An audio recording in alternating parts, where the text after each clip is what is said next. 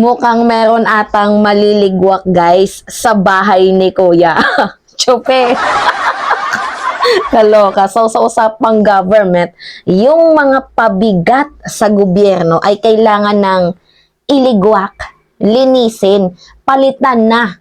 'Di ba? Kumbaga sa gulong, kung may sira na, itapo na. Palitan na ng bago para mas magamit ng mas maayos. So, sila din kasi yung nagiging sanhi ng pagbaba ng ratings talaga ng ating Pangulo. Kaya meron hong suhestyon si si Migs Subiri kay Pangulong Bongbong Marcos. Suggestion niya lang naman ito. It's either papakinggan ni Pangulong PBBM or hindi, pero alam ko naman na may natutunugan na din ito si Pangulong Bongbong Marcos. Kumbaga, binibigyan niya pa ng tsansa. 'Di ba? Anyway, ito yung balita.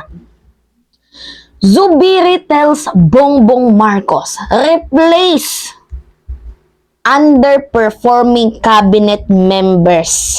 Ayan, nakakadagdag ka lang sa pagkababa ng ratings ng ating Pangulong Bongbong Marcos. Ang dapat sa'yo, iligwak, tanggalin. Kung alam mo naman sa sarili mo na pabigat ka, sa mga cabinet members dyan, di ba, mga undersecretary, di ba, kung alam nyo naman na hindi kayo maganda, diba? Diyan sa ahensyang ginagalawan nyo, magkusa na lang kayo. Kasi mas masakit naman ata kung si Pangulong Bongbong Marcos ang magtanggal sa inyo. Diba? Baka mamaya meron kayong malaman-laman ako dyan na tampo-tampo. Well, kasalanan nyo naman din yan. Diba? Nandyan na kayo sa trabaho, hindi nyo ginalingan. Kasi meron kasi mga kabinete guys na unang pasok sa trabaho, sipag. Tapos, yung kanilang pagiging masipag, hindi consistent. Diba? Meron naman yung iba tatamad-tamad na talaga. Meron yung iba talkative lang. Diba? Tanggalin. Tama yan, Zubiri. Diba? Sino kaya yung mga pabigat na yan? 4 daw yan eh. Anyway, sabi dito, Senate President Juan Miguel Zubiri advise President Ferdinand Bongbong Marcos Jr. to crack, yan yung ginamit niyang term, to crack the whip or even replace underperforming cabinet officials. So, alam nyo na kung sino-sino. Kaya ako guys, sa totoo lang, meron akong nararamdaman na kung sino-sino yan.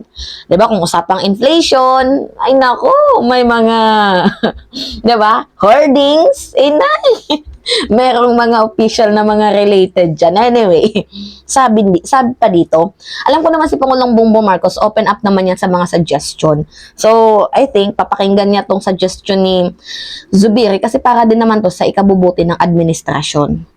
Anyway, kung ako ang tatanungin ninyo, ang suggestion ko sa ating Pangulo ay to crack whip with this cabinet. Lalo na yung mga poorly performing members of the cabinet na imbis na tumulong ay lalong napiperwisyo ang iba at ang gobyerno. Tama. Alam niyo guys, natatawa ko sa suggestion ni Mig Subiri. Pero, 'di ba, it hits a lot.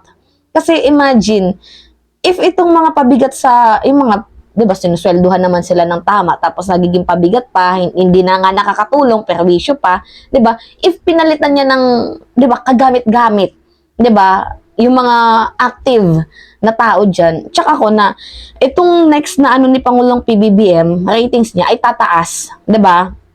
So, ang kailangan talaga dito, yung mga perwisyo ba, iligwak na yan. Tama, Migs. 'Di ba? Tama yan. Ganyan ka na lang sana. Anyway, sabi pa dito, bakit nagkakaroon ng overpricing? Ang tanong dito, sino yung mga gabinete na yon? So, parang I think this is the clue. Bakit nagkakaroon ng overpricing? Bakit nagkakaroon ng hoarding? Bakit walang mga nahuhuling hoarders? Bakit wala bang pinapagalitan na price manipulator? Anyway, nagigets nyo ba yung punto ko guys? Usapang smugglers. Mga related dyan na mga ahensya, pwedeng DTI, pwedeng Bureau of Custom, pwede rin namang DA, pero hindi naman si Pangulong BBM, baka mga undersecretary, di ba, sa ahensya ng DA. Baka sila. So, baka lang naman guys So, tingnan nyo nga. Kasi wala pa akong nakikita ng ibang mga vloggers na nagko-content nito. I think ako pa lang. Or kung meron naman, siguro hindi ko pa nakikita. So, sa mga commentators natin dyan, i-comment nyo kung sa tingin nyo sino yun. Or meron na kayong narinig kung sino yung mga kabinete na yun. Diba? Para papunta na tayo sa exciting part. Anyway, sabi pa dito, according to the senators, these are the questions that Marcos should ask his cabinet. If they are indeed underperforming, then they should be replaced. Tama? Tama. Wala akong ibang masabi kundi tama. Tama talaga. Kasi tama naman yung sinasabi. 'Di ba? Kasi kung magtatagal yung mga, alam nyo guys yung prutas, paliwanag ko na lang sa inyo. Okay ba yung mic ko? Di ba ang prutas? Kapag ang prutas na fresh, ihalo mo sa mga bulokski. Di ba ang prutas nagiging bulok din, nahaluan ng paunti-unting bulok. Tapos at the end, nagiging bulok na din siya.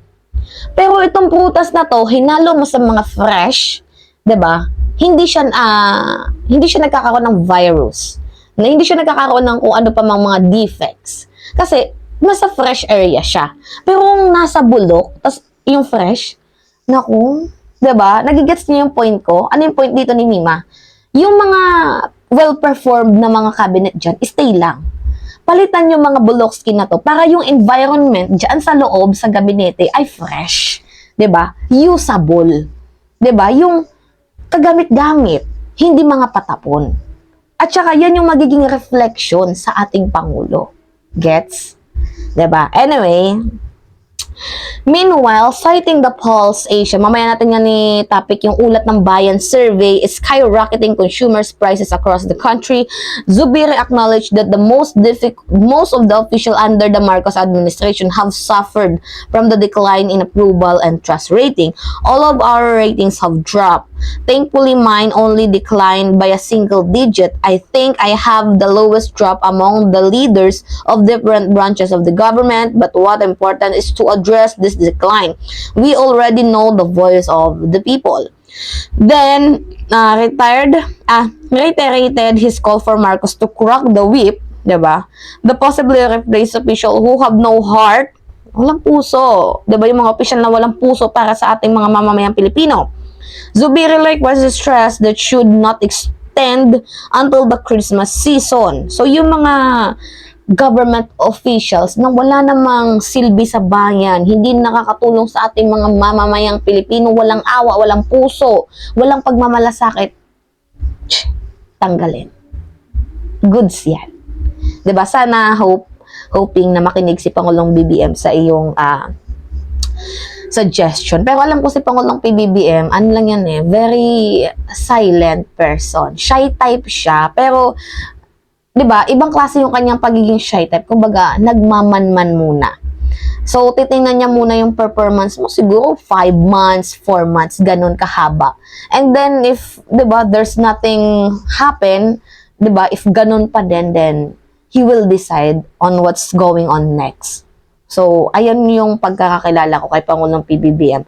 Even though nag-suggest ka na sa kanya, may pinangalanan ka ng tao. Si Pangulong PBBM kasi is, yung parang valuable person siya. 'Di ba? Yung kahit gaspang ka na sa Senado, 'di ba? Naniniwala pa din si PBBM na meron ka pa ring magagawang kababalaghan. I mean, 'di ba, kahit wala ka ng gamit, napapansin na ng mga ibang senador, tinitimbre ka na sa kanya. Si Pangulong Bongbong Marcos, yan yung tao na binibigyan ka pa ng chance na magbago. Pero if ganun pa din, then, 'di ba, kailangan niya nang putulin tong connection yung dalawa kasi hindi kasi si Pangulong PBBM for the friends, for the families, kasi siya yung tipo ng taong para sa bayan. Kumbaga, yung mga taong nabubulok na dyan, binibigyan niya pa ng chance. Ilang chance, 'di ba? Bago yan mag-decide si Pangulong PBBM kung ano nga ba yung dapat gawin. Kung i-replace ka ba or hindi. So, anyway, sabi pa dito, may mga ahensya dyan na tingin ko ay tanggalin na lang ang secretaries at palitan na lang ng bagong secretaries. Naku, another clue, secretaries.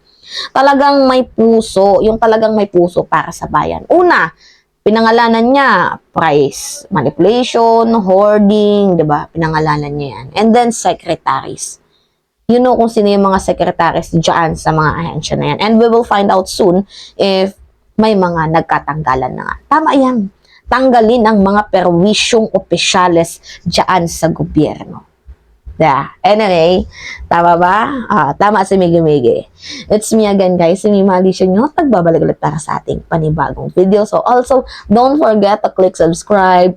Hit the notification bell, guys. Like and share. And sa Facebook naman, don't forget to follow our Facebook official page. So anyway, it's me again, si Mima Alicia nyo. Nagbabalik para sa ating panibagong video.